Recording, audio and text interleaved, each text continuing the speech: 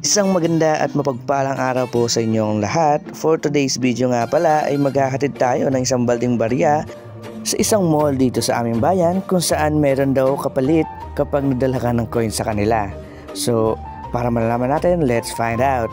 At ayun na nga, nilagay na namin lahat ng barya sa balde at kitang-kita nyo naman ay hindi ko kaya halos mag-isang buhatin. Kaya binawasan muna namin at nagpatulong na ako sa aking kapatid para magbuhat. At dahil dadali na nga namin to dito sa Robinson or sa Sunset Town Mall. At syempre kasama rin dito si Papa para i-service tayo papunta sa mall kasi sobrang bigat talaga ng coins at hindi kakayanin ng single na motor lang. Fast forward nga tayo mga ka-JC ay nandito na tayo sa Sunset Town Mall kung saan nagkuha na rin ako ng lalagyanan para madali natin siyang maidala sa loob. At ayan nga, sobrang bigat talaga.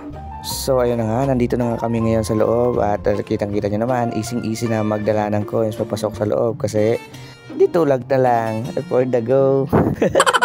At papasok na nga tayo dito sa kanilang supermarket. So sa Robinson Bisaya agad. Sa Robinson Supermarket. Nagbuksan na nga tayo dito ng guard. Alam nyo mga ka-JC, sa piso wifi, barya-barya lang talagang kinikita dito. Pero kahit barya yan, pag pinagsama-sama, lalaki pa rin at malaki pa rin ang pera. Pagpasok na namin dito sa Robinson, ay pumunta agad kami sa kanilang customer service para ipakita ang dala naming coin. At pagdating na namin sa customer service, at sabi nga nila, ibibilangin muna daw nila bago na ano daw? So anyways, bibilangin daw muna nila ang coins. So kaya gumala muna kami dito sa game zone dito sa Robinson Supermarket. Este sa part pala ng Robinson Mall.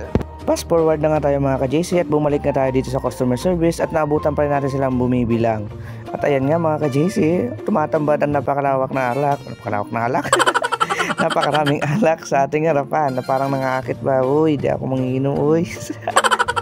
So anyway, nainip nga kami sa paghihintay dahil nagbibilang pa sila at nagsimula muna kami mag-grocery. Ay, sana all may pang grocery. At ito nga ating nakuha.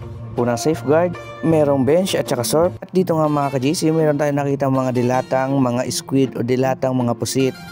At ito pa ang ating mga pinamiling mga grocery. Ay, sana all may pang bili.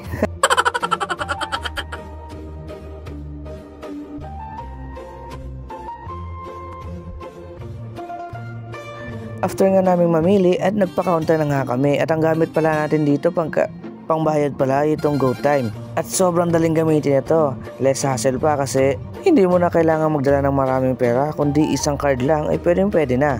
Naman, GoTime, baka naman. So anyways, habang nagpapa-counter nga tayo ay inabot na sa atin yung perang pinabuo natin kanina. Oo nga pala, dito sa Robinson ay meron silang 5% sa bawat 1,000 na piso coin. Kaya yung bit-bit natin kanina ay pwede na ang pang grocery. At umuwi na nga kami dahil ang laman ng balde na yan ay dating coins at ngayon ay grocery na. Pagdating namin sa labas ng mall ay nakalimutan pala namin sa loob yung aming helmet. Kaya hanggang dito na lang po ang aming videos. Maraming salamat po.